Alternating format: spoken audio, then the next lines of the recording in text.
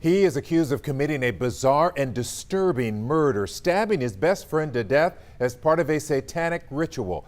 Tonight, 4 years later, we've learned Edward O'Neill is accused of murdering again after being released on bond. Our Grace White explains why he was allowed to walk free and why it's not the first time this kind of thing has happened this year.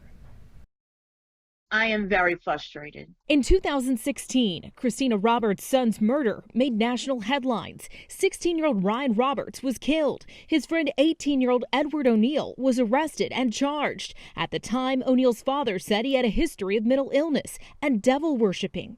Originally, he was declared incompetent to stand trial, but this year his bond was lowered to $25,000 and O'Neill was released in August. I told the DA that I didn't think it'd be a good idea for him to be out because he murdered my son, that he murdered once, he'd murder again. And now, just 4 months after his release, O'Neill is charged with another murder, seen here appearing before a judge, accused of killing Derek Mike in November. Light bulbs went off going, I've seen this before. Victims advocate Andy Kahn says when 80-year-old Rosalie Cook was murdered, her accused killer, Randy Lewis, was also originally declared incompetent for a felony assault charge, but later released on a PR bond, meaning he didn't have to pay.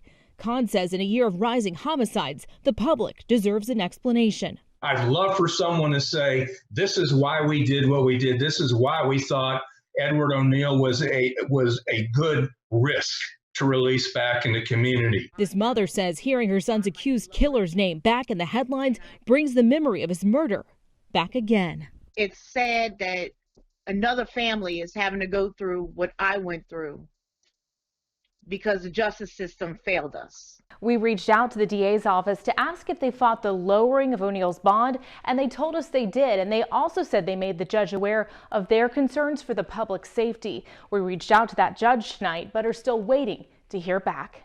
Back to you.